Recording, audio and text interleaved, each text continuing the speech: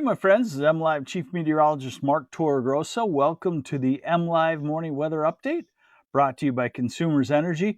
Let's get into it. We have a storm system around today. It's what I would call light to maybe close to moderate rain, especially in the southeast. And then as that pushes out, we'll have a drier weekend, but strong cold front on Sunday, and then a series of progressively colder days next week. And it looks like it should be cold enough for lake effect snow in some places. So here we go. All right, so the radar right now. Hey, Susan LaPratte. Good morning, Reese, Michigan. So radar shows the circulation of areas of rain. They're moving back to the northwest up into Michigan. So when you look at Detroit, look down to the south toward Cleveland and Toledo, northern Ohio. That's the area of rain that will be pushing in for the rest of today. And, even the northern sections will get into some of that rainfall. So let's look at the modeling and the forecast of the radar. And here we go. Using the one that'll take us out into tomorrow. So this is noontime, and this is mid-afternoon today. And this is evening. So this evening, if you're wondering about high school football games, anywhere from Saginaw, Bay City, Midland, and Mount Pleasant southward, you could have wet times ahead, certainly. This is 8 o'clock in the evening and 9 and 10. We're at midnight now, still showers rotating through, areas of showers, and we're at 7 tomorrow morning. Hey, tailgating for the big game. You could be occasionally light rained on, too. Hey, good morning, Jeffrey Jones from Toledo. All right, so this is 10, 11, noon tomorrow. Still areas of showers roaming, especially the thumb, especially southeast, south central, lower Michigan. 3 o'clock in the afternoon, probably done in most places. But even here, the modeling shows that a little burst of a spotty shower could develop in the afternoon or evening in the southeast, Ann Arbor and Detroit. So this one's going to take a little while before it totally gets out of the area.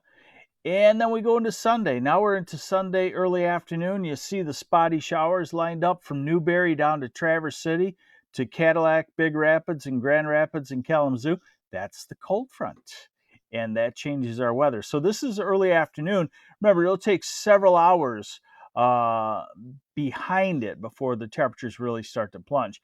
Let's take a little longer look out into the future. And, when we get our first cold snaps, they usually come in waves. Why? Because we have the Great Lakes, and the Great Lakes modify. The Great Lakes stay warm and modify all these cold air masses. They hit Minnesota and Wisconsin with a lot of cold. They come to Michigan and just kind of put the brakes on. So it takes 2 or 3 waves for the next batch of cold to get in. And that's what you're seeing here in the models for next week. And this European model has been just right on. So we're picking up with, hey, Brandon. I'm just going to call you Brandon M because I would have no idea how to pronounce your name. I'm not even going to try it. So here's Sunday coming up on this. This is Sunday morning, Sunday afternoon, Sunday evening. See the blue lines and the tightly packed isobars? That's a strong northwest wind bringing in what we call cold air advection. And it comes through by Monday morning. So Monday morning you get outside and you say, oh, we had a weather change. And we did. And it's November 1st.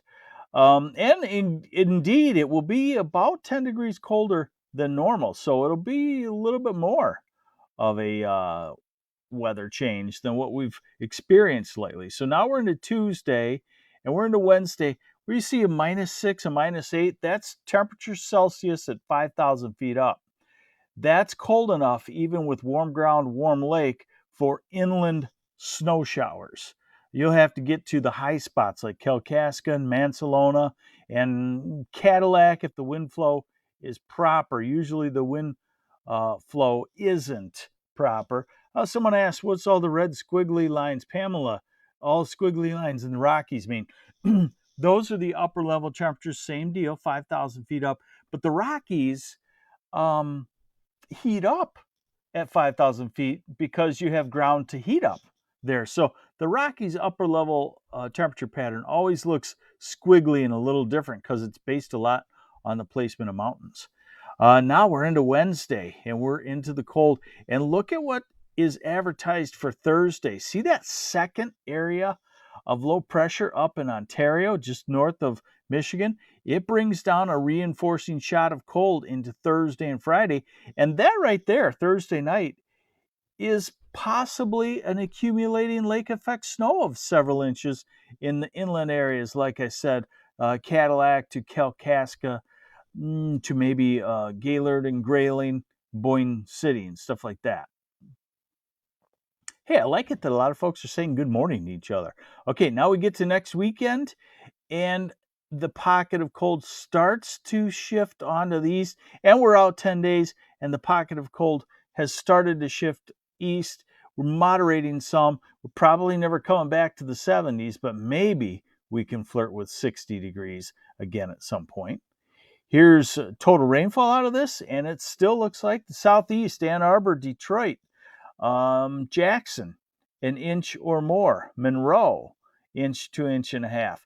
Then you get to Flint, and you're probably looking at 4 or 5 tenths of an inch. And same for Grand Rapids. Lansing, you're probably looking at 6, 7, 8 tenths. You get to Saginaw on the thumb, 3, 4, 3 tenths or so, and you might get some lake effect in the thumb, so that could be a little bit deceiving too. Do we get to dry out after that? It depends on where you're at. Look at what happens in Traverse City area and Mansalona, especially, talking an inch of lake effect. And some of that, this is liquid, and some of that will likely be in the form of snow. We will likely see some pictures by next weekend of snow more than you'd want to see at November 5th or 6th. High temperatures today. We're probably about where we're at. So if you just stick your head outside and you feel that it's chilly for you, it's going to be chilly all day. Hey, good morning, Wayne Lynch. He's good morning to all of Michigan too, not just me. Hey, Bev Deshano Dombrowski. I can handle that Polish name. Thanks for watching. You're watching the MLive Morning Weather Update with meteorologist Mark Torregrossa, brought to you by Consumers Energy. Now temperatures, okay? So Saturday's in the 50s. Sunday, ahead of the cold front, upper 50s to near 60. Behind the cold front, low 50s Traverse City, 40s in the UP. Then Monday, like I said, you feel the change, okay?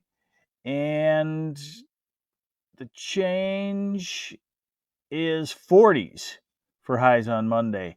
And then Tuesday, mid 40s to low 40s in the north. And then Wednesday, low to mid 40s. And then Thursday, highs of maybe about 42 in Detroit, 39 in Saginaw, 38 for a high in Grand Rapids on Thursday, and highs only in the mid 30s in the north.